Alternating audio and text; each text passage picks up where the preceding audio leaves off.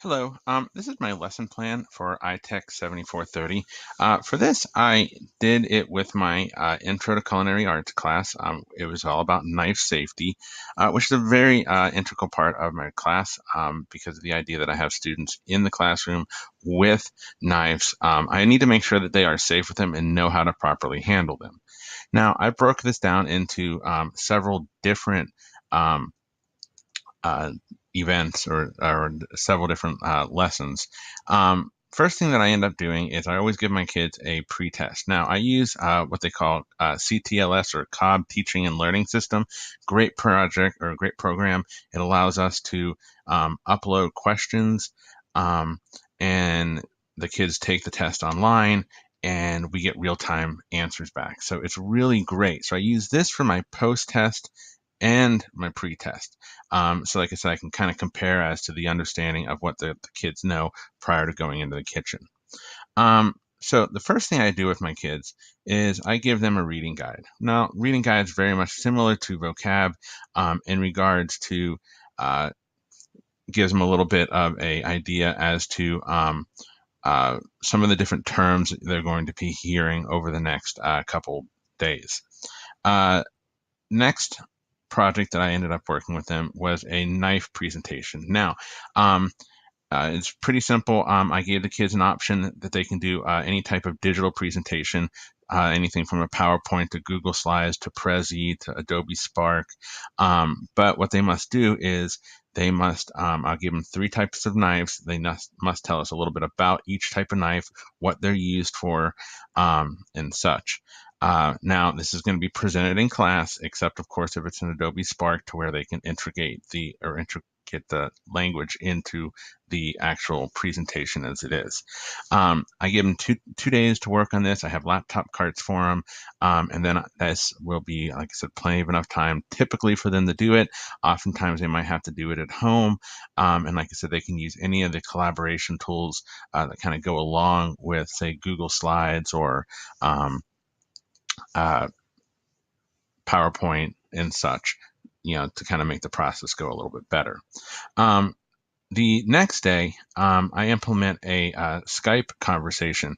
Now, I have done, I've had some conversations with a company called Dexter Global, which makes chef's knives. They volunteer some of their people to kind of give us a few minutes to kind of talk to them, and they can kind of tell us upon what and how they go about making knives. And then there is a gentleman who is based out of Virginia named Ben Knopfsinger, and he has done the same, and he actually makes custom knives. So that's kind of pretty cool. Kind of gets the kids interested in that whole idea behind that. Then the next item that I end up doing with the kids is going back to a little bit of a lecture type of deal. Kind of give them guided notes as to how to properly set up a cutting station, some classical knife cuts, just to kind of get them ready because the next day we are going into the kitchen and they are going to be doing exactly what I did in class. I give them all knives, I give them all potatoes, and I have them work on the classical knife cuts. So this is more or less a day to get them kind of prepared as to what they are going to be doing whenever they get into the class. Um, then the following day, I have a Kahoot set up for them as a review for the test. Typically speaking, this is very simple questions. At what degree should you sharpen knives? When you're walking, where should you point the blade?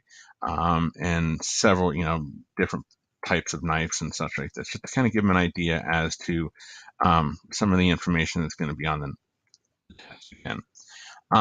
Once I end up showing this the next day, we end up taking the test. Once again, like I said, I use the CTLS format to give them um, the post test, like I said, which is going to be the exact same as the pre-test.